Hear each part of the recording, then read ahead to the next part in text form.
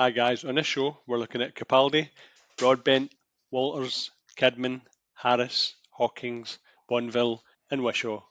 We're looking at 2014's Paddington.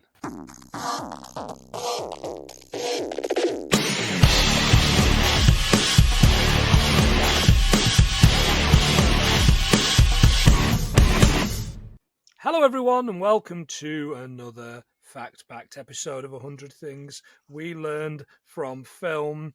I'm one of your hosts, my name's Planty, and I've got old fucking Buffet in my hat. And I'm sweet old lady Marmalade. I'm John. You can be my lady Marmalade anytime, mate. How are you, John? I'm alright. So I'm still waiting to win the lottery, but until then I will just serenade the whole of podcasting world with my beautiful voice. Absolutely. And they love it. They absolutely love it. They're always bothering me to get you on podcasts. Fucking banging on about Are you it. sure it's get me on or get them off? Get them off. Get fucking Discord so I don't have to work as the in-betweener. Sick of saying this. Anyway. Sorry, Simon. We are Who's the an in-betweener? podcast. We're the podcast that tries to learn 100 things from every episode. This week, John, we are talking about wet. 2014's Paddington. Paddington, Paddy the bear. Yeah, absolutely. 2014. Have we done 2014 yet? Nope. So amazing! There's I love it when loads, it's here. When loads of good stuff. I bet there isn't. I bet it's a load of shit. No. Hey, there's a lot of good content here. So I've got Gone Girl, which everybody loves. Oh, Gone Girl's brutal. Yeah. Whiplash. Oh, that's good. Yeah. Birdman. Very good. Yeah. The Hobbit. The Battle of the Five Armies. Oh, it's the last one. Interstellar. Creep. Which one? Not the one in the tube station. No, this is the American one. The American one where they go out and stay with this guy. Turns out to be an absolute creep. Oh, right, okay. I'm sure Guardians of the Galaxy was out in 2014, but it's not on any of these lists, which is a bit weird. Okay. And I've kept the best till last. We are looking at The Guest. Oh, you go on about The Guest all the time. The English boy bloody pretending do. to be American. Yeah, but it does so well at it. Yeah, Dan Stevens. Yeah, we're going to need to do it. Stop banging on about The Guest. Yeah, we'll do it. When we get a guest on, we'll do The Guest. Let's do that. Let's do that. Fantastic. Right, shall we begin looking at the film? Let's do this thing. Good. Spoilers abound, of course. So, listeners, if you've not seen the film, what you've been doing? It's fucking brilliant. Yeah, it's good laughing. It's good fun. Yeah. Good fun. Yeah, absolutely. What I will say before we start, I went to the internet to get the opinions of a child because children are on the internet now, and I asked Josh, patron and friend of the podcast, what his son had to say because he's got a little boy. All right. And the wee guy said he couldn't get over the fact that the bear was wearing a hat and coat, but no pants, and pants meaning trousers. This is Winnie the Pooh all over again. Yeah, exactly right. So bear's always dirty bear. Yeah, but if a bear shits in your pants, no, hang on, it doesn't. Yeah, it doesn't make sense. Because you don't shit if in a bear your shits pants. in your pants and there's no one to clean it, does it? No, hang on, wait, right. So, Paddington, right. Really sweet. This, by the way, I went to the cinema to see this. Oh, did you? Yeah, we went with Rachel's friend's daughter, who would have been not really tiny at the time. Would have been like maybe 9 or 10 at the time. Tiny wee. First time I'd met her, and like in the opening bit with the bears. Yeah.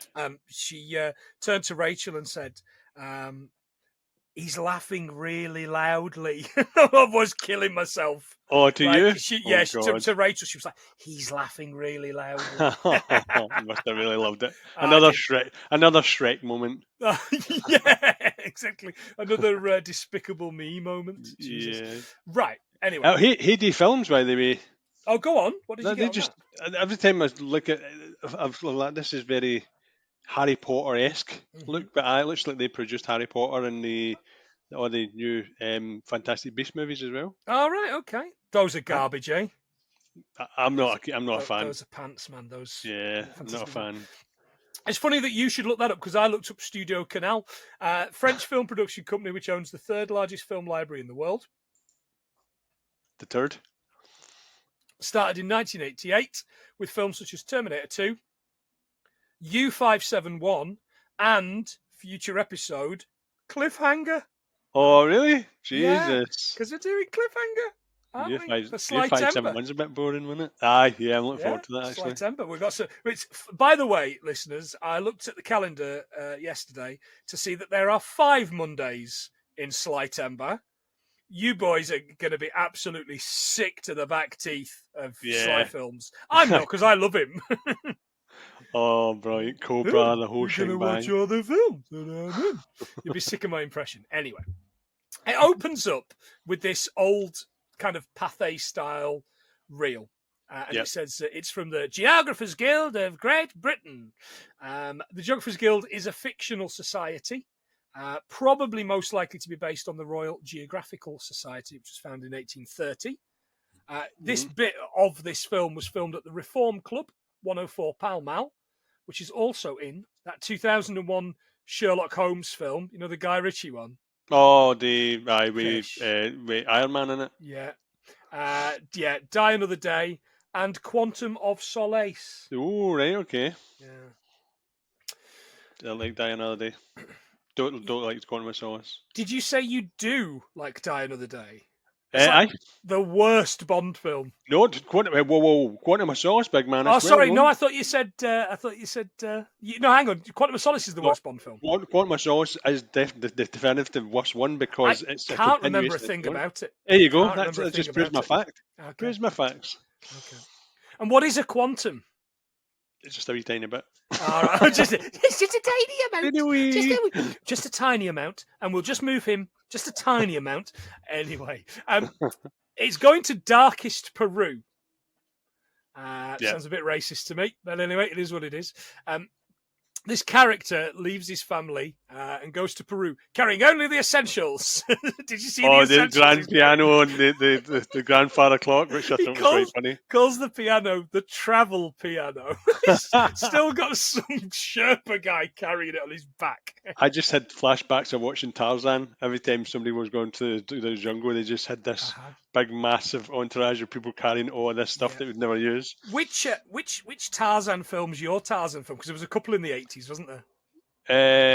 There's Greystoke. There was it was the series. There was a black and white. The original kind of with the swimmer. Yeah. All I remember from it is when they were, I'd say torture, but what they would do is they would put a man up with 2 sticks and then separate the sticks. You would never see what happened. It was just all this scream in the background, but you see the sticks just start to separate. You're like, oh, it's going to hurt. He's going to get this specimen and he's about to shoot one of these bears, and the bear takes the gun off of him and then saves him from a scorpion, doesn't he? Takes the scorpion off of his thing. That's quite nice. Very, very, very helpful. Shows him this tree house. He's got a telescope, which they break, and eat some soap. And then he gives them marmalade. It's very good on toast, and he just drinks it out the jar. Typical bears. He says, because she's kind and funny, he named the female after his mother, Lucy, and the male named after an exotic boxer I met in a bar. Pastuzo, which I was like, that is a brilliant... I love Pastuzo. Yeah. It's a great name. I looked it up for it as a boxer. There's no boxer called Pastuzo. No boxer called Pastuzo. That's disappointing. I know. What a name, though. Yeah. Would you want to hear a cool fact? I would love to hear a cool... That's the point of the podcast, John, so why not? Did you know that the very first Paddington Bear soft toy was designed in the UK by a lady called Shirley Clarkson? No, I did not. Jeremy Clarkson's mum. Get out! Get in! Fucking hell. So at least you made one thing decent. Yeah. Not Clarkson. Bloody bear. Yeah. Do you like that, buddy? Do you like that one? I do. I love that one. Back to the episode so far. On the subject of Paddington, of course, as we're talking about his film, it's 64 years old, the creature, and was created by British author Michael Bond. He was inspired by a lone teddy on a shelf in a London shop near Paddington, which he bought for his wife Christmas Eve, 1956. Yep, so first was published in 1958, and it was illustrated by Peggy Fortnum. Mm-hmm. but apparently it was exquisite work. Everybody loved the illustrations. Okay, it's the same illustrations now, isn't it? Yeah. Michael Bond, the writer, has earned an estimated $6 million thanks to Paddington, but his money couldn't keep him alive, and he died in 2017.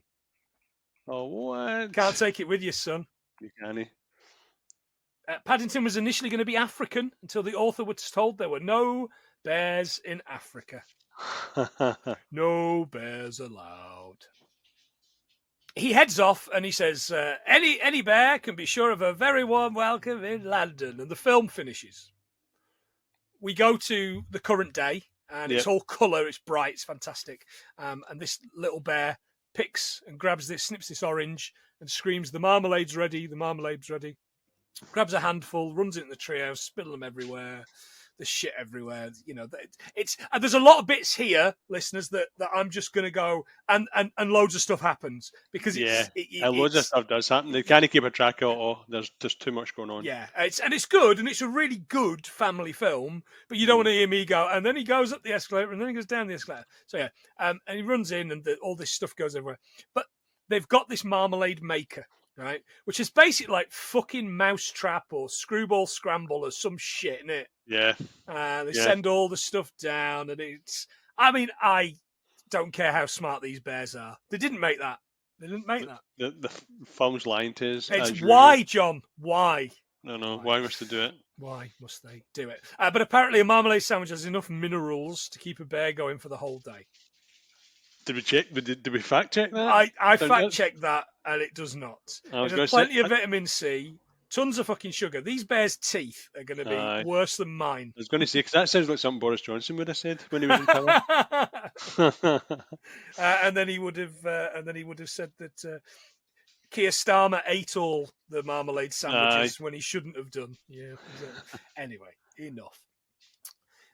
That night. They finished the marmalade sandwiches and they listened to this How to Greet People in London record, which is really good. Is that the one with the rain? Yeah. Apparently Londoners have 107 ways for saying it's raining. They don't. I checked it. It's only 104.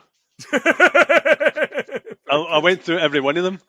Some of them obviously in Scottish that make no sense to me, but apparently there's only 104. All right. Okay. I'll let you have that one. I was going to say we've got about 300 in Cumbria.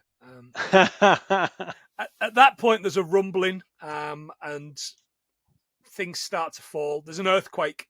Uncle Pastuzo saves Lucy from this fallen tree, and they watch the home destroyed. Pastuzo makes sure they get under this underground bunker, but he doesn't make it. Dead Pastuzo. Dead. Yeah. It's morning. They open up. All the trees are down. And Pastuzo's nowhere to be found. By the way, did you catch the actors for this pair? Oh, I did. Yeah, Imelda Staunton. Imelda Staunton. Lucy. Yep, Yeah. and it was Dumbledore was Mr. Gambon himself. Yeah, absolutely. He, I never think of him as Dumbledore. I'll be honest. I always think of him as singing detective. Yes, at 100%. And the bad bastard out of layer cake. Oh no, I thought you were going to say the bad guy for Toys. Because he's his brother. I always forget he's the stepbrother in Toys. He's a bastard, with his terrible American accent. Aye, it's really bad. But yeah, layer cake, I forgot about that. He can play a good baddie. He really can. Absolutely. Marmalade began life as preserved quinces by the Greeks, adapted to marmalade by the Romans. What have they ever done for us? Aqueduct. One of the earliest recipes dated 1677. And who, John, do you think he's credited with developing it as a spread? What nation do you think? I'm going to say it was us. Correct. Absolutely right. Yeah, Scottish. Yeah. There's a little bit later on. There's a bit at the end where Mr.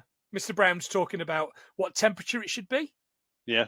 And he says, you should set it to 105 degrees. If it was 105 degrees and he tasted it, he would have burnt himself. So took his tongue clean off. I hope someone got fired for that blunder. There was a Glasgow band formed in 1961 called Marmalade, who were originally called the Gaylords. Oh, really? Yeah, I mean, I'm not making this. I mean, you can't make that up. You can't really say that, but it's not true. Yeah, the Fockers, obviously. Aye. Aunt Lucy and Paddington paddle down the river, but not before Paddington finds something that belongs to Uncle Pastuzo.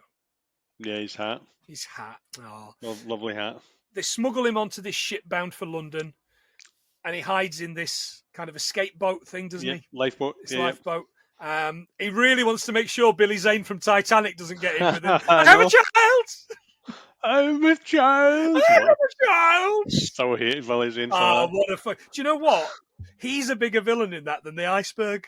Aye, he really is. The worst. He's the worst. I was a lot more time for him now. He's got no hair. Aye, they say that when people go to their roots, they become a bit more appealing. So, but bald men, virile. What happened to you? Yeah, fucking right. Peru facts, John. Inca Cola was created in Peru by British immigrant Joseph Robinson Lindley in 1935. The main ingredient is Incas. No, it isn't. Is lemon verbena. Coca-Cola owns the trademark everywhere except for Peru. Peru? Well done, those guys. Raymond Cazot was a French wrestler in 1880. When travelling, he gave free lessons to police. His likeness was featured as the exotic boxer who has the namesake of Uncle Pastuzo. Well, what? So they used a picture of a French Peruvian man. That's brilliant. He gets in this boat and he's travelling, isn't he? Back to she's sending him to London. Yep. He's got plenty to eat though, John. Oh, he's the marmalade he can eat. He has got all the loads marmalade it. He can eat. Don't know where the hell he put it all, but he had tons of it. Yeah, because he's only got this little case. This little carry case, which and a hat. He wouldn't fit all that in. Yeah, maybe he's kept it all under his hat. I drew that. Absolutely. It would take you, John, if you were travelling from Peru, if you were shipping something from Peru to London, it would take 24.5 days estimate. What? Do you think that was enough? I'd say that's enough jars to last him 24.5 days. Well, there was certainly plenty there. If you have one jar a day, that lasted more, because by the time he'd finished, there was about 70 or 80 jars. There was loads, wasn't there? Yeah. Fact. The ship he's on is called the Sam Skip Innovator. It's a container ship which arrived in Hull on the 3rd of August and sailed under the flag of Cyprus. You can track it in real time on vesselfinder.com. Vesselfinder.com. So Aunt Lucy hasn't gone with him, of course, but remember, London will treat him like his own. They'll always take in a stranger. Oh, strangers, yeah. Because I checked that out. It said if you wear a tag, your name tag at a train station, somebody will adopt you. So I looked this up. So turns out children in 1939 who were being evacuated were taken to railway stations by their parents or guardians and sent off with labels attached to their clothing. It made sure that when they got off the train at the other side, people would know who they were and where they came from. Excellent. 1.5 million children were moved in World War II. That's a lot of kids, isn't it? Yeah. And also 13,000 pregnant women, 70,000 disabled people, and 103,000 teachers and support workers. Crazy, isn't it? Absolutely crazy. Get him out of London.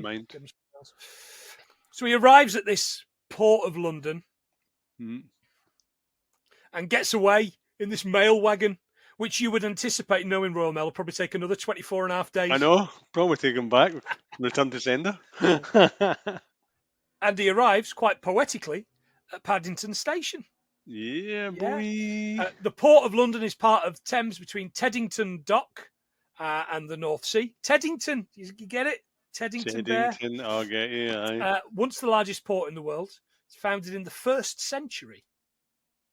The 1st century? 1st century? Absolutely, yeah. That's a long time ago. Absolutely. And there's still people claiming times were better back then. Times were better back then. We were less woke in the 1st century. Aye. Fuck off.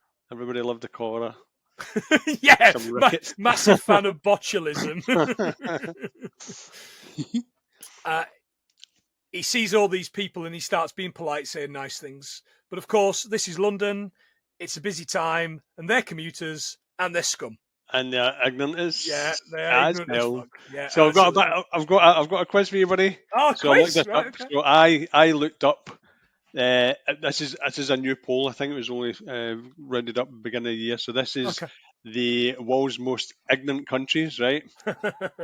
So I'm going to give you 8 of them, and you need to tell me whether they're ignorant or not ignorant. Okay, I'll And keep then you score, think, shall I?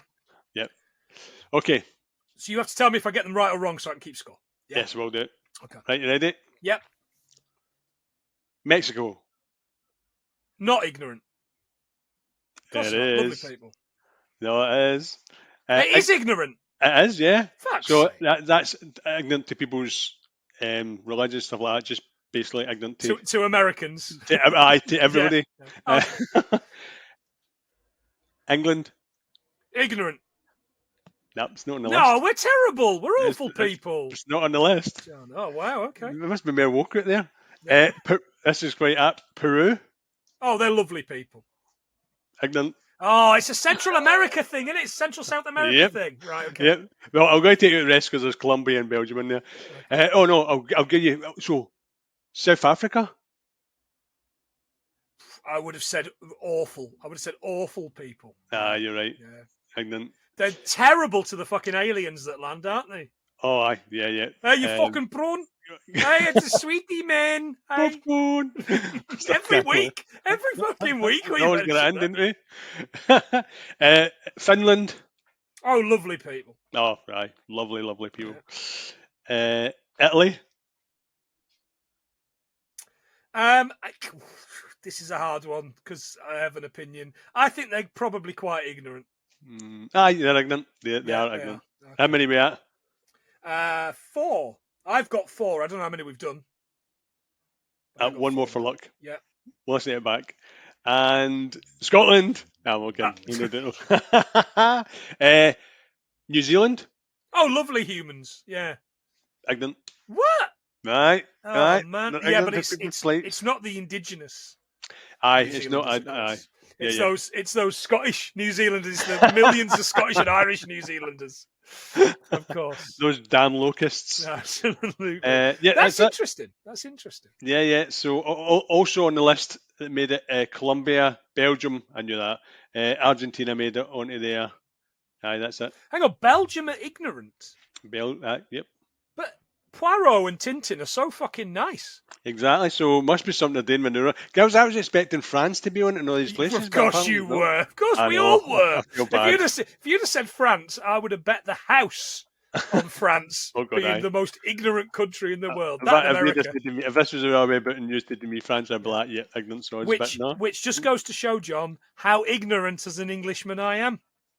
There you go, you ignorant. But we'll get that anyway. You're on the list. Another one we were on some fucking list. No, it's a register. The other one is I've got. I was looking up Paddington Station. Mm-hmm. But apparently it was built in 1582, but it was actually built as a temporary station. It wasn't meant to be a long-term fixture. It was meant to be a facade for shops and stuff like that. But yeah, it's a permanent fixture now. But yeah, it was built as a temporary structure. Okay, good stuff. It's located on Press Street in the Paddington area. It's been the London terminus of services provided by Great Western Railway and its successor since 1854. Designed by Isambard Kingdom Brunel, you know him, of the big sides and the massive top hat, and was the destination of Queen Victoria's first train trip. It's also the background of Supertramp's 1974 single Rudy, and was recorded in the station, including announcements. Not to be confused with A Message to You, Rudy. Rudy. Yeah. So they ignore him, and he sat there all day and all night. He gets approached by this pigeon.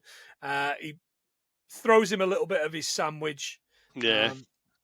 But he says, I can't give you the whole thing because I've been told to keep it under my hat. And then, of course, all of these the pigeon bastards come. Because it's classic, isn't it? You throw a little bit and all that. You've done it in Central Station a million times. Yeah, that's why you should never feed the pigeons or the seagulls. All the Ouijas. All the Ouijas, aye. Aye, especially after 12 o'clock. This massive Great Northwestern train pulls in and this family get off. You hear the father say, yeah, it was his choice and he wanted to do the Victorian wool experience.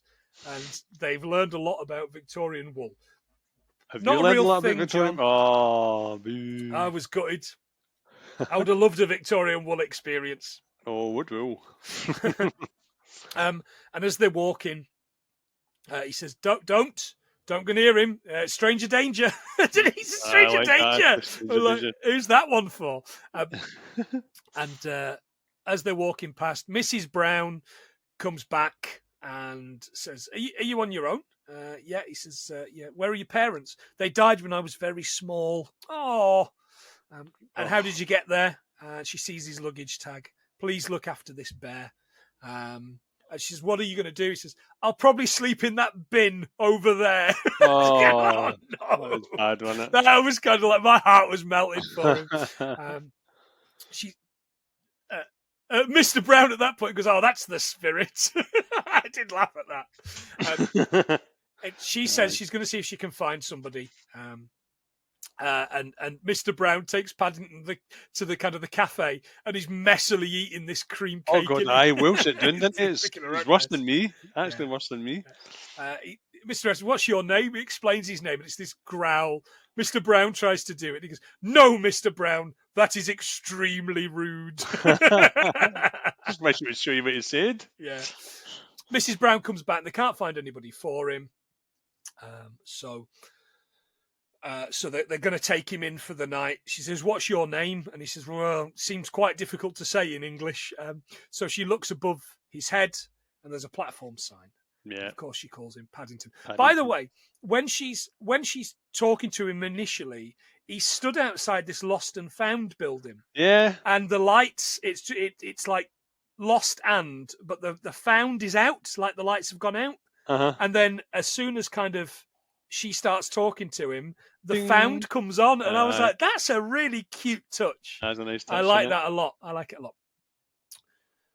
As I said, they decide to take him home, and they're going to call him Paddington.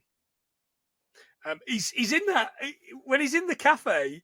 He's kind of because he's just he's a hungry boy, isn't he? You know, he's a hungry bear boy. He tries to eat one of those plastic tomato, those plastic tomato things. Those plastic tomato sauce things. Is it the ketchup? Thing? Yeah. Those red tomato-shaped ketchup bottles are made of polyethylene. It's easy for me to say, and were designed in the 1950s by Morris Friedman as the first squeezable food dispenser. Thanks to the Museum of Design in Plastics for that one, for that fact. And you can also buy them at pubshop.co.uk for £3.32p. Because people still use them, don't they? And squeezes. I like them. I want one. I want one in the house. Yeah. I rate it. It's quite cool to have. It's quite retro. Absolutely. They get this cab, and the driver takes them round loads of sites. And obviously, there's a kind of thing. Paddington waves at this man who's having a glass of wine. That's Michael Bond, by the way, the writer, is it? The original writer, Deed. And did you catch the taxi driver, by the way? Matt Lucas. Matt Lucas, fantastic. Matt Lucas, by the way, with his Arsenal air freshener in the car, he's an Arsenal fan. Oh, really? Matt Lucas, yeah, he's also a massive Football Manager fan. I remember reading in a football magazine once that he loves those. He says, "Oh yeah, I'd heard it was his first time in London, so I wanted to take him around all the sites. I could have charged you more." Brilliant. Mrs. Brown, when they get in, explains that they need a proper guardian for Paddington. Yeah. Mr. Brown says, "If you don't know anybody in the country, you end up in a government institution." So I can't help assuming that Paddington's going to get sent to Calais to live in a fucking tent and be victimised by Daily Mail readers or something. That's it. I mean, honestly, think about it. Is Britain the first country he would have come to? No. Why couldn't Paddington just stop in the first country he came to? No. Why does Paddington come here? Because he thinks we're an easy touch. Because we're going to give him a council flat. We're going to give him loads of benefits. We're going to do all that. I mean, listening to me, you're looking at me like gone out. Listening to me say that, can you hear how fucking stupid that is, listeners? Hmm. Do you know what? If that's your opinion, listeners, fucking turn off. We don't need you. We don't need you. We don't want you. I don't need listeners if they're like that. Just when you hear them go, well, why didn't they stop in France? Why didn't they stop in Germany? Why didn't they stop in Poland? Why don't you fucking stop home, dickhead? Why do I have to listen to you in the pub, you fucking knobhead? Quit it. They do my fucking nutting. Because it seems that when you go, like, even when you go off the boat and then in the train station, you're thinking, why would people come here? Because it's just everything's just so. Because we're fucking horrible to them. Yeah, exactly. And actually, if he's getting off at the dock at Teddington, he'd end up at fucking Millwall or somewhere like that. He'd end up stabbed. Maybe I should go there. He'd end up as someone's fucking hat. Anyway, just showing how little geography of London I know. Good bit of geography coming up, by the way, John. You'll like this. Yep, you got it. Oh yeah, you'll like this. They arrive at their house. Now their house is apparently number 32 Windsor Gardens. Windsor Gardens, yeah. Yeah. So I looked up 32 Windsor Gardens. It's just off the Harrow Road in Maida Vale, West London. Doesn't look like this because it's not this. No, did you Google it as well? It's minging. Yeah, but it's the house, like 70s flats. Yeah, but one of the houses is up for sale where it actually was. Yep. Did you find out where it was? Yes, it's in Primrose Hill. Yeah, I've got Charlotte Crescent. Oh, excellent. Well done. Jean Charlotte Crescent. Yeah. Okay, reference for no. Yeah, so one of the houses was up for sale recently, so that's exactly where it's positioned. It looks lovely as well, but it's gorgeous, yeah. When you look at Windsor Gardens, it ain't pretty, man. Yeah. It's so horrible. Windsor Gardens is just off the Harrow Road, and do you know what's across the road on the Harrow Road, John? Chicken Cottage. No way. Fully halal, brother Omar.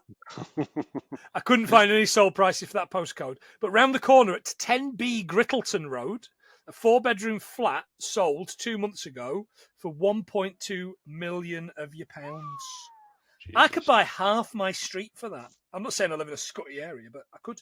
Yeah, that's a lot of cash. Yeah. Paddington and Mrs. Brown agree to look up the Explorer in the meantime. Mrs. Brown explains to Paddington he might like to freshen up. So he heads to the bathroom, and basically this is a scene of Paddington making a fool of himself in the bathroom, whilst Mr. Brown calls his insurance company to add Paddington onto the policy, which made me think of that bit with Mo and his bear insurance. Yeah. Even when it was the bears, I knew it was the immigrants. So I Googled bear insurance to see if I could find it. And man, the problem we do in this podcast is it opens my eyes to how fucking shit the world is, right? How awful the world is. I couldn't find such a thing, right? How bad, John? Terrible. It's woeful. I'm out, right? But I discovered an insurance company called Right to Bear, which is basically insurance for you if you're an American lover of freedom and you shoot somebody. So, from their website, Right to Bear is a self-defense protection for the responsible gun owner. It provides the best value for coverage and affordability in its class. Along with your membership, you'll receive our Bear Facts weekly educational feature, which will always give the bare facts of situational awareness, trauma avoidance, and simply what and what not to do if you're faced with a self-defense situation with your firearm. We believe in protecting your freedom, protecting your family, and protecting you. Let us secure your peace of mind so you can stand your ground with Right to Bear. Fuck me. That sounds unbearable. I mean, that is... So basically, you shoot somebody and we'll probably look after your court. Yeah. We'll probably that get you off. Sounds horrible, isn't it? But only if you're really fucking white and really fucking middle class. Yeah. Oh, so I was kind of like, oh Jesus, but yeah, no bear insurance in the UK. Boo. Mrs. Bird is the housekeeper. Julie Walters, we love her, right? She's great. National treasure. National treasure. Oh, she absolutely is. Two sips. For those listeners that can't see, because no one can see, I'm doing the old woman with the soups at Acorn Antiques. Oh God, that was brilliant. Still makes me laugh. She's the housekeeper, Mrs. Bird. She says she's not surprised by them finding Paddington because she gave up being surprised when they invented the microwave oven. Microwave oven, yeah. That's a bit random. She's got a good, decent Scottish accent, by the way. Yeah, good. All right, yeah. I was quite surprised. Not bad for her. I want to say she's from Birmingham. I want to say she's from Birmingham, perhaps. Yeah. She does a semi-passable Scouse one in Educating Rita. So amongst the things that Paddington's doing, he's cleaning out his ears with toothbrushes. We've all, at some point, been in our ears and then later on randomly taste. But you see all the shit that comes out of his ears? Aye, that's impressive. That's bad. Disgusting is what that is. He then gets his head stuck in the toilet and gets something stuck in the toilet, causes the bathroom to flood. Mr. Brown's organises insurance. Paddington flies out the bathroom, flooding the whole house, down the stairs, lands the bath in the kitchen in front of the whole Brown family. So he's in trouble already. Yeah. Yeah, he managed to totally flood that bathroom, didn't he? He did. By the way, as there's the driving around London. I've missed that. I can see it now. As they're driving around London, there's this band. This band are always playing the music in the background. Very cool as well, aren't they? Yeah. I'd go and listen to these boys. The song they're playing is called "London Is the Place for Me" by Lord Kitchener. Now I know this particular bit of music very well. I've heard it hundreds and hundreds of times because it's on one of my reggae/ska playlists. Right, okay. And it turns out it's neither reggae nor ska. Turns out it's calypso. Is the type of music? Yeah. Why must Spotify lie? Lord Kitchener's real name was Aldwin Roberts. It's a 1948 song, and I love this. I will try, if I can, find a way to put it into the music behind us as we speak. He sang the first kind of 2 bits of it on camera for reporters upon arrival of the HMT Empire Windrush. And it was recorded by Pathé News cameras. I watched it last night like 3 times. It made me cry. I was honestly, just how happy this guy was to be welcomed to. And bearing in mind, Windrush, he's British. Yeah, he's from the West Indies. He's British. Yeah, so he'd come over here, and then all I could think was they probably got fucking spat at in the street, and that made me really sad. Oh, yeah. But it was a happy clip, though. It was brilliant because he was and he'd got this little song, and he was doing singing his little song in the back, to make sure he was in time. He kept going to himself, do do do do do. It was really, I was like, he's really good, and it was just fantastic. Kind of this clip of a time that we'll never get back, kind of thing. Anyway. Paddington explains. No. So that night, Paddington's writing a letter to his aunt in the attic. Did you see the window, by the way? I thought he was in the same attic as the Planet of the Apes remake where Caesar lives. Yeah, it was with Caesar in it. I was expecting John Lithgow to walk in at any moment. And I expected him to go, no! Oh, that makes me cry. Fucking hell, what film doesn't make me cry? That makes me cry my fucking heart out, by the way. You know when they take him away? They take Caesar away because he attacks the guy that's attacking John Lithgow. Fucking hell. Didn't like the second one so much. That third one's brilliant. With Woody Harrelson. I need to watch it. I've never watched it all. Oh, it's really good. Woody Harrelson's it's hard for me to take Woody Harrelson as a prick, though, because I just think he's such a good guy. Aye, especially as Woody. I've always been Woody to me. Absolutely. Always been Woody. Yeah. Paddington explains to Mrs. Brown that his hat belongs to the explorer. Mrs. Brown says she'll take him to see her friend who knows something about antiques. He's got a shop down the Portobello Road. Yes. So, the next day... Mm-hmm. Sorry, did you not look up Portobello Road? I didn't, mate, no. What? Lucky I'm here. Oh, good work. You'd have this. So, Portobello Road gets its name from a farm which stood in that land in the 18th century. It was the area was known as Greensland, or Greens Lane, sorry. Okay. So that's because I wondered where it got its name, because I hear Portobello Road all the time, but it turns out there was the name of the farm that it actually was situated at.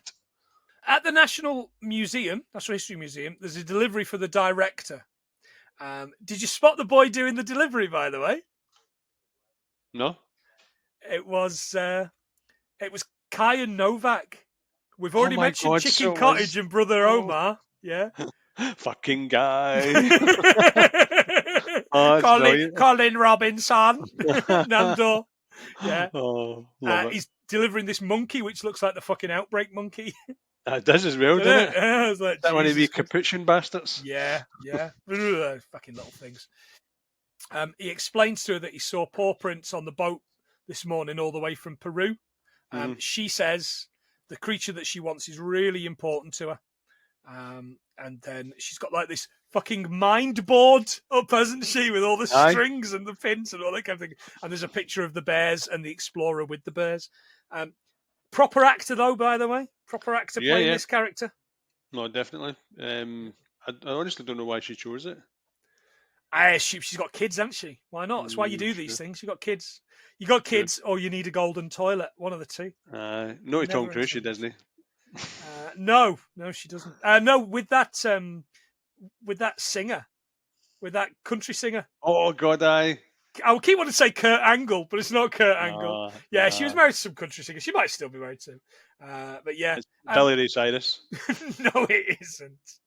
No, it isn't. But I keep wanting to call him Carl Urban. It's not Carl Urban. Keith Urban. Oh, it's Keith Urban. That's the one. Yeah. No relation. No relation. Yeah. But Nicole Kidman, I've never really thought is the greatest of actors as such. Nah. She's great. She's great fun in this. She makes a good villain, not quite as good as Hugh Grant in the next one. Hugh Grant in Paddington 2 is brilliant. Yeah. By the way. He's coming to his own, hasn't he? Like, do you think he gets? He's getting older. He's getting. Yeah. I think, do you think he understands? Mm-hmm. Like, he can just pick whatever fucking roles he wants. I thought he was brilliant in The Gentleman. Last proper, what I call the proper Guy Ritchie film. And he's done a couple of those Death in 2022s, those on Netflix, and he's really good at that. He plays like an old professor in it. The old professor that he played, he gets it, doesn't he? And I can't help thinking he's probably does some writing or some ad-libbing on those. Oh God, because he's that kind of he's good value on Twitter as well. By the way, he's always upsetting the Tories. He's like James Blunt. Yeah, he's excellent because he tends to go back like 10 years through Tories' tweets, pulls them up on stuff that they've said. I mean, obviously he's very rich. He's got fuck all else to do. Good man. Nah, yeah, he's now Divine Brown's dead. He got all his money for his dad writing that Christmas song. Did he know? Oh, that's a reference. Well done. Okay. Santa Super Sleigh is what that song's called. Oh, Jesus, that was brilliant. Oh. Watch yourself. Shake your ass. Watch yourself. Show me what you're working with. Killing me softly. My God. What a song. Oh, man. Right, let's get back to this one. Too much fun. Yeah, I wish we were watching About a Boy. I don't, not over this, because this is better than About a Boy. But About a Boy's great. About a Boy's very, very good. That morning, Paddington's doing all the stuff he shouldn't. Spilling breakfast cereal, using a dustbuster. Judy Brown's the daughter. When she comes down, she says, all I want to do is wash my face, and I can't because you ruined all my products. And he's like, I'll help you out. And he just licks her face. And I'm kind of like, that's a bit fucking forward, isn't it? You've only known the girl for like, what, less than 24 hours and you're licking her face? I've known Kirsty for like 15 years and I've never licked her face. Yeah, well, so, you know what I mean? I think I knew her for 5 minutes and I was licking her face. Yeah, well, that's Kirsty all over. As they leave, Mr. Curry next door, the always great Peter Capaldi. Oh, he's brilliant, and he's very disappointed he wasn't sweary and Scottish in this. Wasn't he Malcolm in this? Was he? It was quite weird, and he didn't have a big part in it either. He was just hiding in the shadows. But in the cartoons, good. Or sorry, the comics and the cartoons, the books and the cartoons, Mr. Curry's a prick, and he's always there. Obviously, he does this quite well. He says he doesn't want a bear living next door, keeping him up all night with his loud jungle music. I was like, well, that's a bit racist, but also wicked jungle is massive. That's exactly what I thought as well. Jungle music. Incredible. They head to the tube, Westbourne Oak Station. Not a real station, John. Yeah. Westbourne Oak Station is Maida Vale, which is on the Bakerloo line. Grade 2 listed building. Ooh, Bickaloo. Good luck modernising that, you pricks. Yeah, kind of getting your windies in it. Yeah, absolutely. It's an underground station. Why would there be windies? Anyway. Mr. Brown explains you got to stick close because there's lots of murderers and pickpockets on every tube platform. I mean, he's not wrong. I've been to Walthamstow. It's absolutely the case. Paddington has all these general issues on the tube, struggling to get in with his ticket, struggling on the escalator. I mean, we've all done it. The tube's a fucking mystery to anyone outside of London, but it is brilliant. It astonishes me. I love it. I really do. Massive, isn't it? Yeah. So we go. There's loads of bits happening here. We're not going to go into Portobello Road. Mrs. Brown's friend, the always great Jim Broadbent. Yeah. With his generic Eastern European accent. At this point, I was disappointed he didn't have a great big bushy beard. I know. Did you catch his name, by the way? He was Gruber. Was it? Mr. Gruber. So I assume he's the third brother that is yet to fuck with Bruce Willis in a Die Hard film. He's been the seventh one. Yeah. He's saying they came to live with his great aunt when he was very young, so we assume it's a wolf thing. A war thing. Fucking Microsoft. Don't mention the wolf. At that point, Super Hands from Peep Show comes in and pickpockets. I don't think it actually is Super Hands, but it looks a bit like him. It looks like him, doesn't it? Yeah, but I don't think it's him. It could be, actually. I wasn't so sure. I've really never watched a lot of Peep Show. It's not my... And I'm going to get fucking pelters from this from our listeners, but it's just a bit too awkward for me. I don't really do awkward comedy. Just the shit that we do here on a weekly basis. Awkward. He comes in, pickpockets a wallet, and then drops the wallet. As he's leaving, Paddington decides he's going to give him his wallet back. Chasing him down the street, first on this skateboard. He's got more coordination than me. Through this clothes rail, where he ends up with a police helmet and a whistle. Yeah, we have a light on it. Yeah, and then he ends up on the skating on the back of this Route Master, like Marty McFly, doesn't he? Aye, yeah. Jesus, and then gets a dog lead and then a umbrella. A dog lead and umbrella, and ends up kind of parasailing. This bus, by the way, the 27 bus, it goes between Hammersmith and Camden Market via Paddington. What? 43 minutes on the bus to go from one end to the other, and it's £1.65. What? How cheap is transport in London, you lucky people? You lucky bastards. You lucky jammy bastards. You lucky bastard. Does it go by the Elephant in the Castle by any chance? I don't think this one does, but round the elephant and up the castle. Fucking Jesus, Jim Davidson references for nobody. So he basically parasails above all the houses, falls to the ground, landing on Super Hands, who drops loads of wallets, and the cops kind of grab him right outside Lucy's school. Yeah, by all our pals looking. Yeah, because everyone in London lives within a fucking 50 yards of one another. When Lucy sees that the kids love Paddington, she admits that she knows him. So she's kind of warming to him, we think. Back at Jim Broadbent's bric-a-brac shop. Oof. Try saying that fast fucking 12 times like I did in the edit. Jim says that the hat was made for the Geographers Guild and recommends that he goes to see them. In the Paddington Station security office, the taxidermist woman, Nicole Kidman, follows. She's called Millicent, by the way, but I don't think they've mentioned it at this point. They've mentioned it till the very end.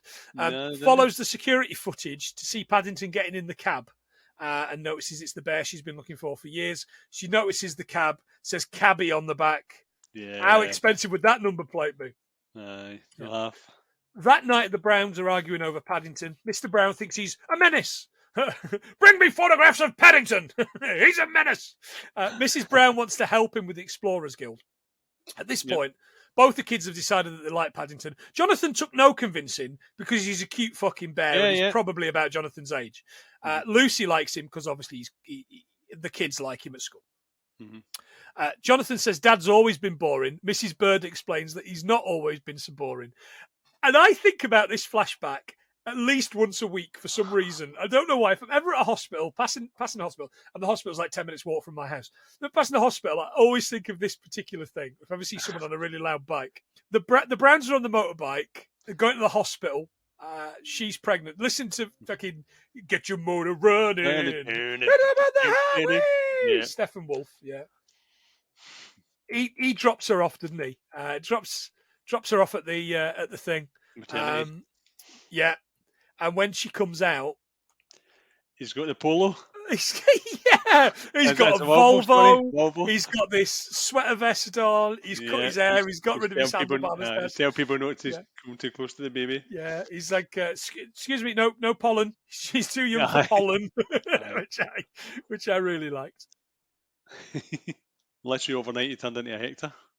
Born to be Wild by Stephen Wolf, of course, famously from Easy Rider, was written by a bloke called Mars Bonfire. What? You'd be surprised to know, John, it's not as cool as his real name. What's his cool which name? His real name was Dennis Edmonton. Hello, my name is Mars Bonfire, and I'm here for the accounting and taxes course. Number 1 in Canada, number 2 in the USA in 1969. Oh, really? Nice. We love it. Hey, 69 gets my motor running. Anyway, moving swiftly along. So he wasn't always square. The kids decide they're going to wash Paddington in the shower. They blow dry him, his massive kind of hair. Yeah. Monica from Friends. And Mrs. Bird gives him the coat that used to belong to Jonathan.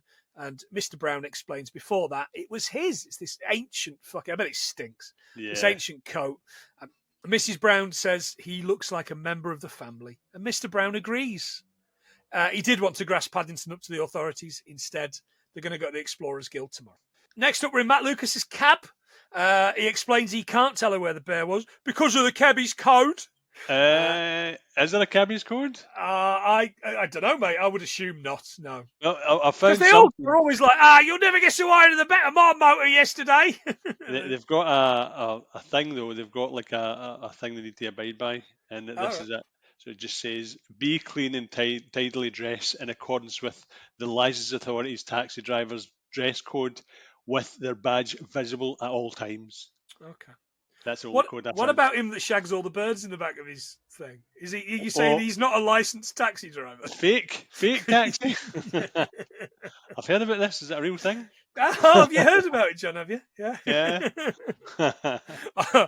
Wouldn't know anything about that, officer.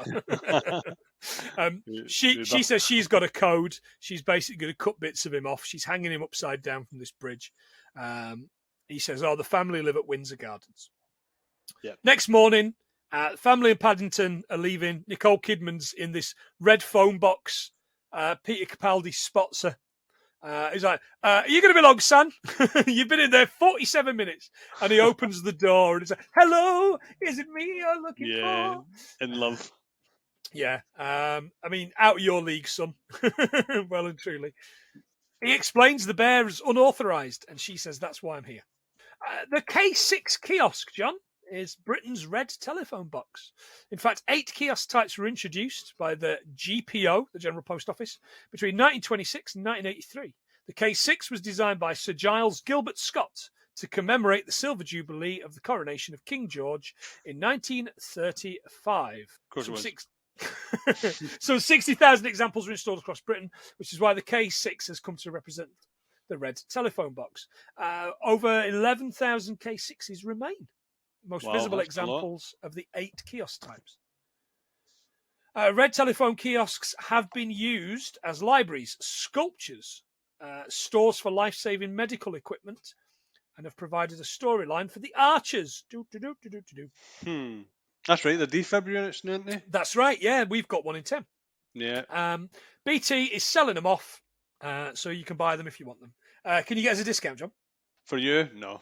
Very good. Very good indeed.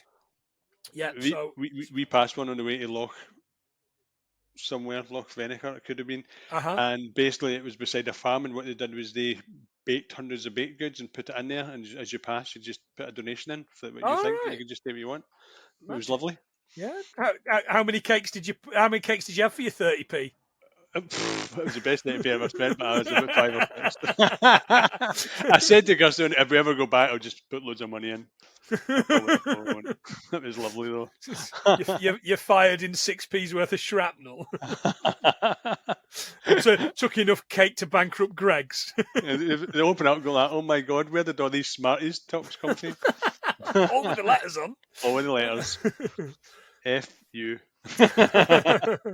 At the Explorers Guild reception, they're after information on darkest Peru. It comes in these tubes, which we talked about on Tommy Boy a couple of weeks ago. Yep, pneumatic tube system. Yeah, yeah. CNA tubes. Do you remember CNA? They used to have them. Yeah.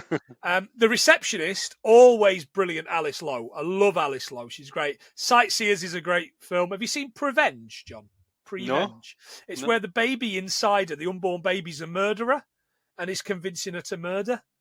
Oh no! It's written and directed by her, mate. It's really good. It's almost like the opposite of what white middle-aged American men think happens. Ah, right, okay. No, worth a watch then. Oh yeah, really low budget, but great. Yeah, really good, really interesting. I like those ones because they rely on story more than they do a bit of visuals, so that'd be good. I'll give that a go. In the tube, the paper says that they've never been to Peru. They ask him to leave, but Paddington makes a dash for it. And when Mr. Brown's looking for him, he sees that he's in the lift with his cleaning wagon.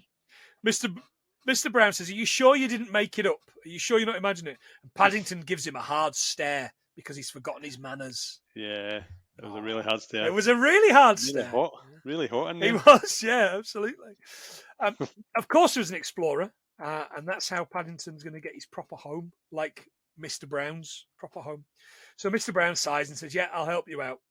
The next scene as the lift opens, Hugh Bonneville's dressed in this tabard and cardigan. Absolute. I know he's getting paid a metric fuck ton of money, but credit where it's due. This bit's a lot of fun. It's got a lot of fun, doesn't it? and it's handled quite sensitively because it's cross-dressing, but it's not kind of handled that badly. There's a bit of sexual harassment coming up, but it's not too bad. But no by Bonneville. Yeah. So he gets approached by this security guard, and many of you will know from the Detectorists of one of the Simon and Garfunkel characters. He's one of the guys out of Horrible Histories, which I've never watched, but people say adults should watch Horrible Histories because it's really funny. He's in Ghosts as well. He is in Ghosts, yeah. So that's where I know him from. He's bloody brilliant. I'm only a couple of episodes into that. I really need to get back to that. It's really good. But these guys, there's like 4 of them who do the Horrible Histories thing, and they do all these, and they're all in one another's stuff. Yeah, they're great. This guy's dressed like he's just won the fucking Open, isn't he, with this green jacket on. He's just won the Masters. So he does. and he's like, nice legs. Oh no, that was me. I've written nice legs. Shit. Nice legs, but he's like, yeah. Oh, okay, yeah. I'm just going to the toilet. Like what? Like you're meant to be impressed by that. So they go to this machine, this old fucking DOS machine. Looks like something, a terminal out of Fallout, doesn't it? Yeah, it really does. And they see that there's 200 entries for Peru. Start bringing down these tubes, but the tubes all say records destroyed. Security guard has to check Mr. Brown's pass, and is he Irish here? Is he trying to be like an Irish woman here? Scottish. He's trying to do an accent, but I couldn't put my finger on it. No, I couldn't. There's not enough lines, and it's quite quiet. He says it's an old photograph. He says, "Oh, you've changed a bit. You've lost a lot of weight." "Oh, I've lost a lot of weight." He said, "And I see the arms grown back." It's prosthetic. And the next scene, as far as the thing, he's putting all these pins in it. He's putting the pin from his badge in it. Yeah, and he's like, "I can't believe you can't feel that." And he's like, "Not a thing." It's great funny stuff. If you've got a prosthetic arm anyway, you wouldn't be sitting going, "I'm going to stick pins into your prosthetic arm." No, absolutely not. It's a film, isn't it? It's a film. Now, I would argue, John, that this is a perfect example of sexual harassment in the workplace. Sexual harassment, John, is the unwanted behaviour that either violates someone's dignity, whether intended or not, created an intimidating, hostile, degrading, humiliating, or offensive environment for them, whether it was intended or not. Examples include flirting, gesturing, making sexual remarks about somebody's body, clothing or appearance, asking questions about someone's sex life, telling sexually offensive jokes, touching someone against their will, for example, hugging them, sexual assault or rape. All of which, John, I think I've probably, except maybe one, done to you. Yet you've never complained to the podcast ombudsman, who I think is called Tanner Campbell. You've never done that once. So No. I'm so glad I'm unemployed, man. But that patron money isn't quite covering what you need. I know. So you're not allowed to chat somebody up at work now? Is that basically mate? You can't chat up the birds anymore. Is what they're saying. You can't slap them on the arse and go knickers anymore. Oh, what? I know. What I tell you what, this country is too fucking woke. Yeah, I just want to go back to sleep again. go broke when you go woke.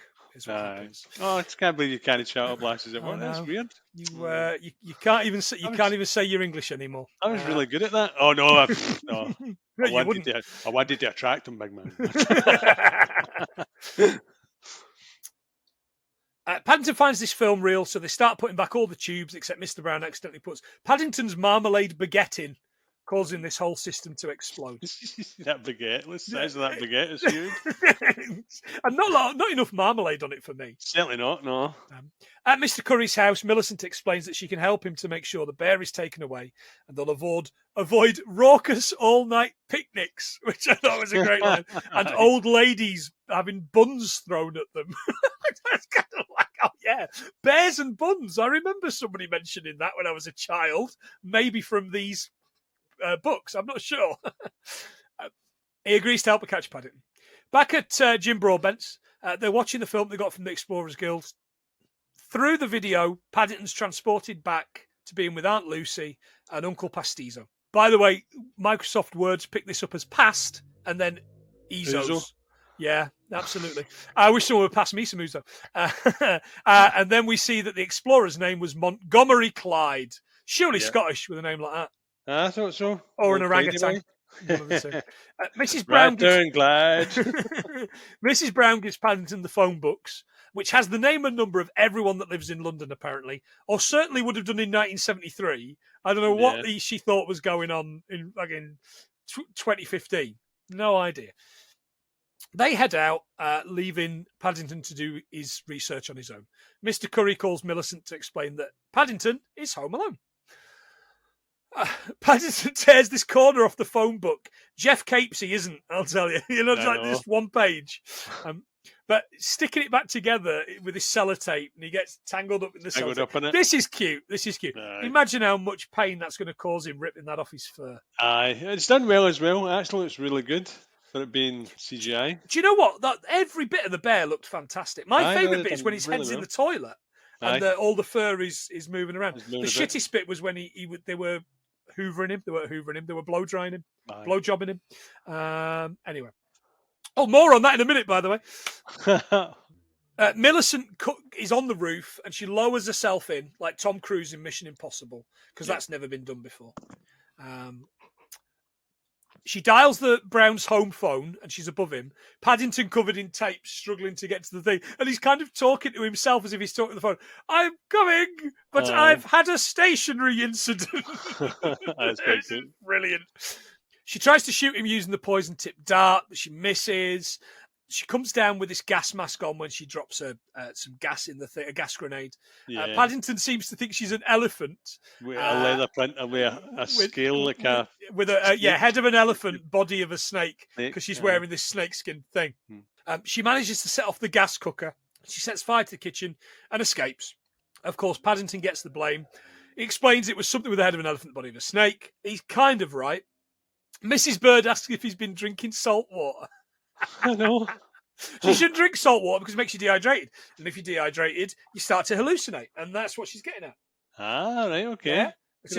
which is why it's water everywhere. So why don't we all take a drink? Oh no, hang on, that's not right. She's full of good information, Mrs. Burke, because earlier on she says it's going to start raining because you can feel it in her knees. Yeah. But I thought, according to the internet, changes in barometric pressure and temperature can dramatically affect your bones, especially if you have arthritis. Oh, fantastic! So it's a bit of a fact. It is a fact, yeah. Like the old woman in Phantom Menace. There's a storm coming, Annie. I can feel it in me bones. I always remembered that crazy old woman. Wonder what she's doing now. Probably still a slave, I would have thought. Time. Paddington overhears Mr. and Mrs. Brown talking about him and taking him to the authorities. He packs his case and heads out into the cold, wet city. He heads to Buckingham Palace, where this kindly guard lets him stand in his box.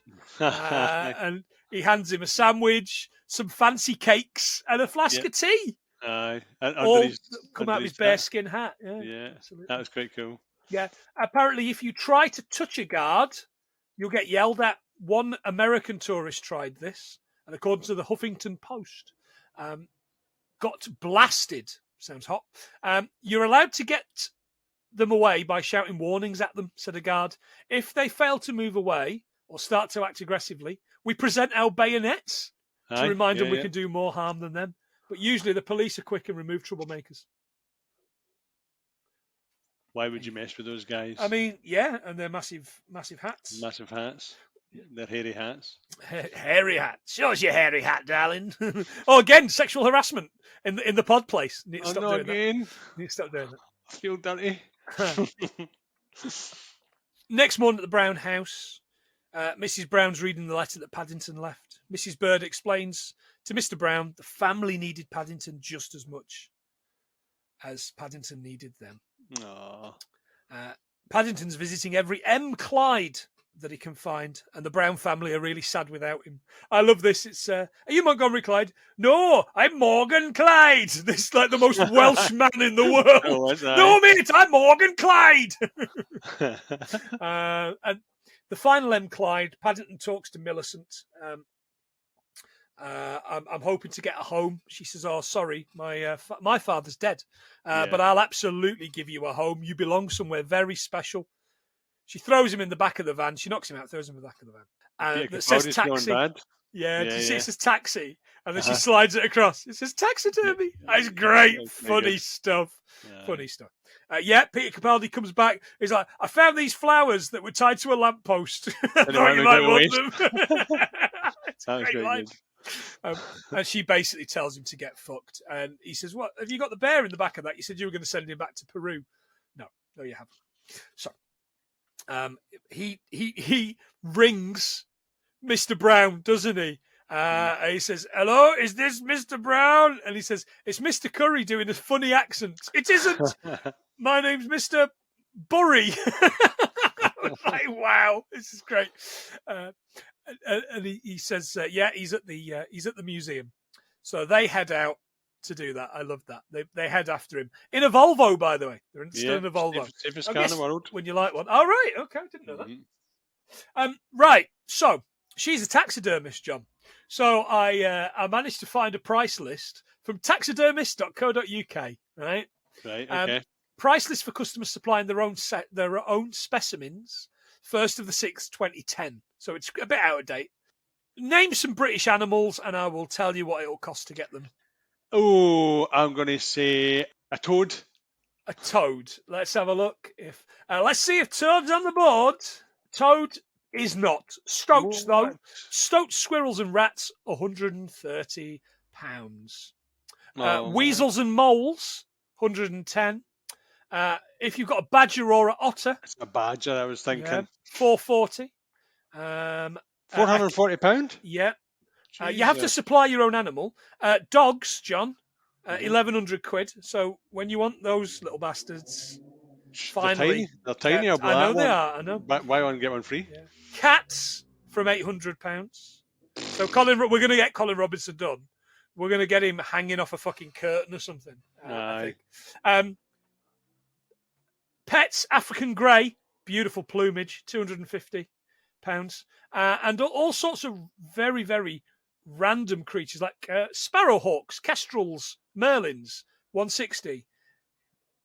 Get that bloody bod out of here, Billy. I was thinking or Kez. Yeah. A jay or a snipe, 120. I can only have it when I think of snipes. I can only think of Up. Was that bird not called the snipe? Aye, that's it. Snipe. Yeah. Or anyway. Professor Snipe for Harry Potter. All right, Professor Snipe. I don't know what noises snipes make. That's for evolution, isn't it? Dookie, caca. Of course it is. I love it. Future episode, absolutely. Oh God, definitely. So, yeah, I had a great time with that film. It's maybe not very good, but I remember really liking it at the time. Great cast. I've thoroughly enjoyed it. No, it's got a great cast. So, at the Natural History Museum, Millicent explains that her father was never a great explorer because he never brought back an example of fauna because he refused to kill the bears. Mm-hmm. And because of that, he was thrown out of the Explorers Guild and had to open a petting zoo instead. So she vowed that one day she would get a bear from Peru. She shows Paddington the case that he's going to live in, and he makes a dash for it, only for her to shoot him with a stun dart. He falls down the steps. I know those steps so well. I have been to the Natural History Museum what feels like hundreds of times. It's probably about 10 times. Famous for its skeleton of Dippy, who was the first Diplodocus to go on display anywhere in the world when it was gifted to the museum in 1905. It's a Vegisaurus, John. Was there a film about that? One of our dinosaurs are missing. The Disney film that is not on Disney Plus. Disney Plus, yeah. That's weird, because Peter Ustinov's playing a Chinese man. Oh, God. Yeah. No, it's all coming back now, isn't it? Yeah. A really good episode of Cult Connections on that, by the way, because that same dinosaur skeleton is the Krayt Dragon dinosaur skeleton in the first Star Wars film. You know when it goes over Tatooine and there's like a dinosaur skeleton, same dinosaur skeleton. And the prop was the same prop. There you go. That's amazing. And to add to it, would you believe it? They use the same prop in this film as well. That prop is in 3 films. Jesus. There you go. That's crazy. You love that. You love to see those cult connections, don't you? Those are great connections. You love to see those cult connections. Ian, pay us more money. All we do is fucking talk about your podcast. Yeah. Don't, because he probably would as well. I was looking at tranquilizers. So all right, okay. Hang on, Edward Woodward. Oh no, that's the equalizer. Yeah. Oh, R.I.P. Yeah, hang on. You were looking at tranquilizers after this sexual harassment stuff earlier on. Exactly. Yeah. This is fucking opening up the real John. Does that smell like morphine? And I was looking at fast-acting tranquilizers. So it turns out that ketamine's proved to be the fastest acting, but it's got a sedation time of 3 minutes. So every time you see these people getting hit with a tranquilizer, that's just there's no such thing you can knock somebody out that quickly. All right, okay, that's. So ketamine's the way forward. We might knock somebody out, but it takes a while. Okay, I will keep that in mind. Keep that in mind. Back to the Natural History Museum. It was established in 1881, and it's free to visit. As I say, I've been about 10 times. Used to go when I lived briefly in London and I was poor. If you're visiting, take a few hours out of your day, and you've got to see all that history that we stole off of different countries. You really have. Oh, you'll love it. The Browns arrive, and they head into the sewers to get inside the museum. Right. One thing that I didn't talk about that I probably should have spoken about was they've each got their own set skill. Right, they're like the turtles in that Turtles NES game. Yeah, you know, they've all got a particular set of skills. So, Mum knows the sewers, and the reason she knows the sewers is she's writing historical romantic fiction. Right. Yeah. So they go down into the sewers. When they can't get up through the door, Jonathan has been using Dad's old chemistry kit to blow a hole in the roof. Now, I know that doesn't work because I had one of those chemistry sets, and the best you got was like fizzing elements at best. There was never nitroglycerin in it. When they get through, Jonathan turns out the lights in the museum, and Millicent heads down to try and find out what's going on. Mrs. Bird, by the way, is getting this security guard absolutely off his fucking trolley. Yeah, she's doing an Indiana Jones, isn't she? Oh, she is, the drinking game. Yeah, very, very good point, yeah. Mr. Brown heads out the window onto the ledge. When Mrs. Brown says don't, he says, someone has to, and that someone is me. And he sweeps her off her feet and kisses her, right? Like, it's a proper kind of like... Now, my thing here is, why do films insist on making Sally Hawkins, who is a really, really attractive woman, really dowdy in all of her films? I don't know. She's I don't get it dowdy in myself. everything, isn't she? Everything she's in, she's at the dowdy. Gives me the fucking rage. And while we're on the subject, is she fucking this bear, right? Because she's got form. She did it with the monster thing in the bath, didn't she? That's like, she's dowdy in that film as well. I know. Yeah. I know. So she's there eating eggs Mhm. and shagging a fucking mutant fish thing. Maybe she could be doing it with a bear. I don't know.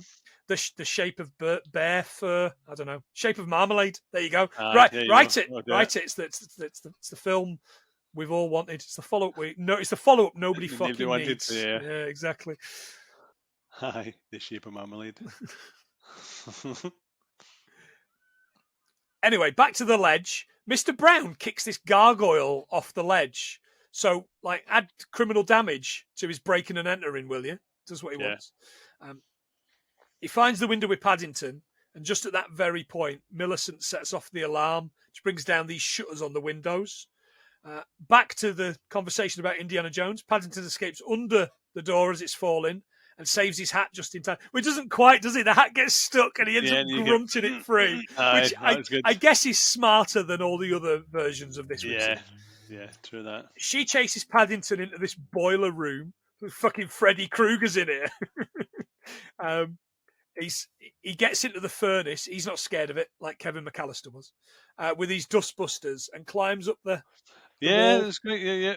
Like, more Mission Impossible shit. Yeah, it's like those gloves, wasn't it? Yeah, it was. Yeah. She sets off the fire in the furnace, and when Paddington's almost there, one of the dustbusters runs out of charge, so he's hanging on the second one, and he kind of just sliding his way up with it. As he's almost at the top, the battery dies. He jumps. And then goes to grab hold of the thing and falls. And he's falling. Oh, no, Paddington's falling. But it's all right because the kids get him. The whole family can fit in that bloody chimney. And they stop him from being a crispy critter, which I was quite happy about. Yeah. Because I like Paddington. And I wanted a second Paddington film.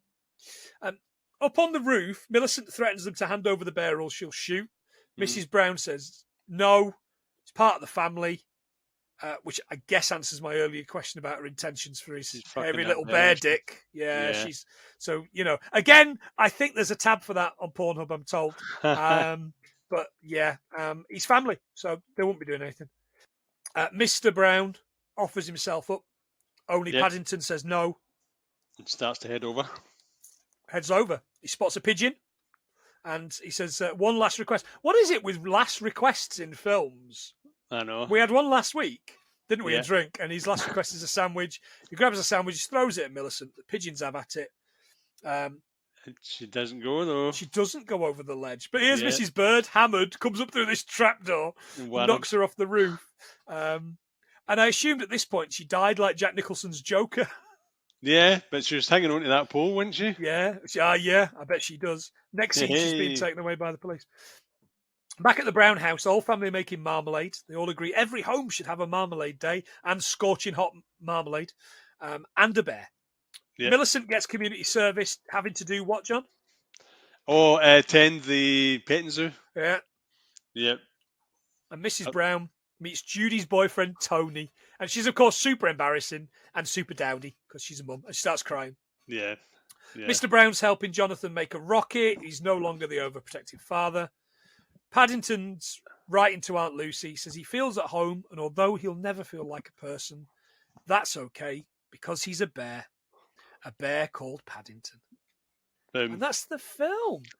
That's it. Just a wee bit of snowball fight and a bit of the old band at the end, but that's it. Yeah, absolutely. And it was great. It was great, cute fun. That was nice.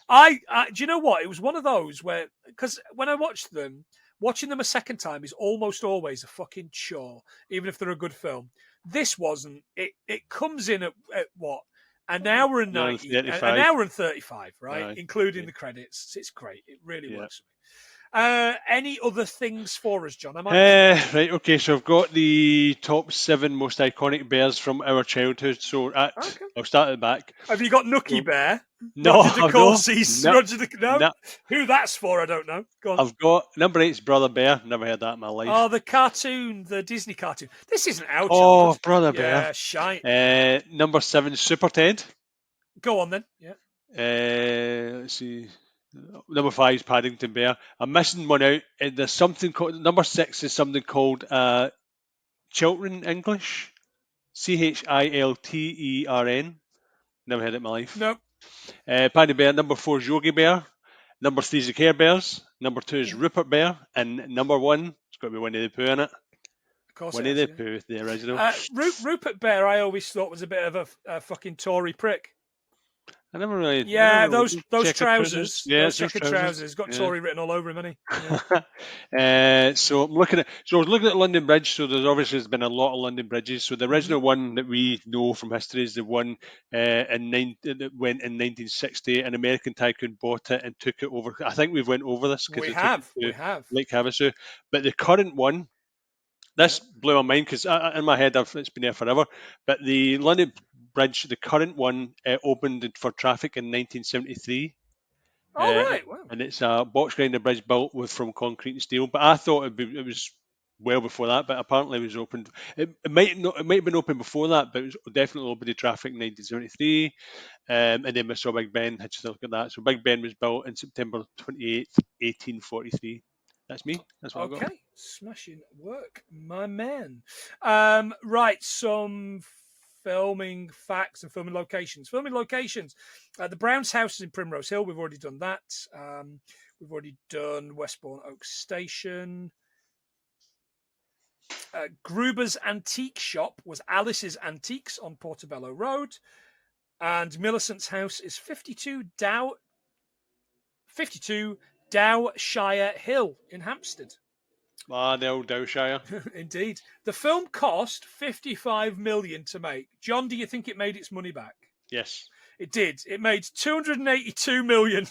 That'll do it. That'll do. Yeah. Fuck it. That'll do, Bear. Indeed. That would buy you a lot of fucking Mars bonfires, wouldn't it? Aye, and marmalade. Yeah. Oh, fucking hell. Brutal stuff. Right. That is me. How many do you think we got? I'm going to say 85. Higher. 86. A little bit higher. 103. Oh, 92, John. Oh. 92. We're almost there, mate. We're almost there. We've done a little bit more work. We might have got there, but I ain't got all fucking week. Aye, and I knew for a fact you're going to have half my facts anyway, so that's the way the crooked comes. Yeah. And do you know what, listeners? A little bit of feedback, kind of a little bit of what we do. We want this to be fun for us as well, so we don't get together at the start and go over what facts we've got. Yeah, like we don't do that, and we don't at the start of looking at it. I don't, because I watched the film once and come up with a list of things. I don't send that to John and go, which of these do you want to think up? John does his stuff. I do my stuff. And I send you messages going, "Oh man, wait till you hear this one," but I never tell you what they are. No, because I think it's a bit more honest like that, isn't it? I think the podcast's a little bit more honest. Don't get me wrong, we cut a lot of fucking shit chat out. But yeah, we're at least honest in sticking to the rules of the game. Yeah. Shit, I just lost the game. Anyway, let's talk about what you could be doing. You can be following us on Twitter, Instagram, Facebook. Just search the Tiki Talks, which I haven't done for fucking ages, but I will be getting back to it at some point. At 100 Things Film on all of those. If you're still looking at 100 Things Pod, we've changed it. We're not there anymore. We've gone, mate. We've gone. Yeah, we've fact off. Yeah, so you could be doing that. Mind on that you can give us a quid and get access to exclusive episodes. We've got videos and any other shit we can be bothered throwing up there. There's going to be something every week. I'm doing something every week for this for patrons. If you want to give us a little bit more than a quid as well, you can. If you think it's better value, you can up your amount. We've actually got a couple of patrons who have upped the amounts, John. I'm very, very grateful to them. I'm not going to single them out, but you know who you are, and we are super grateful. Right, but what we've got up there at the minute, last week we did Josh Wilson talking about REM. By the time this is live, last week we'll have put up Punk talking about the Troubles and how Captain Planet fixed them. Oh, yeah. It's pretty brutal, that, like. It's a very good episode, but it is not safe for work. In the next couple of weeks, I'm going to be talking to a Scottish filmmaker about his work. You're going to like this. You Danny Boyle? No. It's from Manchester, you knobhead. As well as patron Ian at Cult Connections about what he learned after school. Right, shout out to those lovely patrons. Nigel Davis, owner of the Wonder Emporium, accessories, tabletop and mini games. Get him on Facebook and Etsy by searching for Wonder Emporium. I put him top of the shops this week because he's not very well. Nige, feel well soon, mate. He's a really good guy as well. So I hope he feels better. He listens a lot, and and his stuff's really good value if you do kind of tabletop gaming and all that. His skincare. Yeah. Paul and Sophie SP film viewers. John, they've done Snatch this week. It's just landed, so I haven't heard it, but I am excited to get a take on it. I do assume that they like Dags. Yeah, the better. Ian McComish, thank you, sir. Just over COVID. Hope you're feeling better, Squire, and it didn't affect your sense of humour, but, don't have one anyway for this podcast. Rachel Plant, my wife, of course, she helped with the research this week. She does quite regularly, so good on you, me duck. Dan Belson, Gavin Belson will be there with Belson Podcast. John earlier described them off air as two sides of the same dildo, which I think is a Pornhub tab of its own. You didn't think I'd actually do that, did you? I didn't think you'd actually say that. I don't mean it in a horrible way, of course. We think they're wonderful and we like their money. Amazing. And their podcast is a lot of fun weekly, chatting shit to one another. And I love Dan's quizzes, although Gavin doesn't. Aaron from Z1 Podcast, audio drama about zombies and keeping a relationship together in the apocalypse. Good.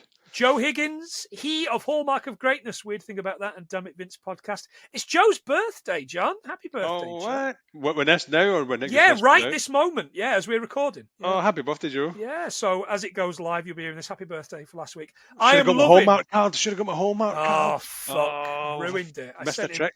I sent him I did send him something. He's got something in the post waiting for him at his mum's when he gets home. So I'm loving catching up on his trips in London at the minute. So it's really good. No pictures of Paddington Station, prick. What? Yeah. Phil, friend, and currently giving me tips on how to not get deaded at Elden Ring. On the subject of Elden Ring, Punk from What the Fuck Do You Want? He's got a side piece with Filthy talking about Elden Ring. It's called the Elden Ring Sting. It's a great little podcast. This guy Filthy's doing much better than I am. But he talks about games, films, and generally abusing his guests. Saz is one of the patrons that doesn't have a podcast, but she's reached out to me, wants to do a patron exclusive episode. Like I said last week, get us on patron exclusive episodes. She's one that's come on to me. So we're going to have a real human being, not any fucking podcast dicks, doing a podcast with us. We don't know when. I'll figure it out. A real human? A real yeah. person? She's a real boy. Yeah. Mono and Kira from Mono Rants. I haven't spoken to Mono in ages. Sorry, mate. I'll reach out, speak to you. They've finished their boys chat now, and as this goes live, they'll have a episode of Mono Rants at the movies coming out, which will be Watchmen. Oh, God. Vastly overrated film. Yeah, it's a chore as well. It's it is like it's a chore to watch. Biggie, Stig, and Gadget from Modern Escapism. I am miles behind on this. I pay these guys money, and I'm not even up to date on the fucking episodes. Modern Escapism, talking about different games, films, and books that they've been talking about, TV shows that they've been watching this week, and also Do Dragons Dream of Scorched Sheep, which is a brilliant Dungeons and Dragons playthrough. Ian from Cult Connections Podcast. He's had enough fucking mention this episode. No more for you. Get man. Gav McGill, long-term support of the podcast, of course. Still doing that fucking kilt walk. He's not still doing it. He's not been doing it for weeks. But he is doing it in September, I think. And Josh Wilson, of course, who has already given us so much and has a fantastic couples, family... Yeah, getting advice for his kid as well. That's genius. Yeah, I know. He's such a smart kid, though, isn't he, Winthrop? He is such a smart little boy. He asks about me all the time, and I love that. I don't know why he asks me. He's never met me. By the way, the Wilsons, John, are coming to the UK next year. What? Yeah, that's going to be like vacation in it, where he's just going to go round and round. I can imagine him just screaming at the back of the car. Houses of Parliament. Big Ben. Yeah, Big anyway. Ben. So yeah, fantastic. Oh, that was built in. I've done that. Very good indeed. Right, yeah. So, John, what are we talking about next week? So next week we're talking about Basket Case. We are Basket Case, which is a really strange, weird film, and it is. It's I about remember time we watching did something fucking mental, Yeah, innit? yeah, 'cause Something high concept, it was either that or Brain Dead. which is But- also quite high concept. it really is. That's But it. yeah, Captain Basket Case. Mammy. I didn't like Basket Case 2. I thought it was rubbish. I haven't seen it. I haven't seen it. We've got all three of them to watch. Oh, I well, haven't seen the second one. tell me what you think. But yeah, I yeah, will Basket Case next week. Basket Case all the way through the film. Just that the whole way through the fucking shut up. I'm a tumor. I'm a tumor. I'm a tumor. Yeah, exactly. But until then, he's been John. I've been Plenty. This has been 92 Things We Learned from Paddington. See ya. See you guys.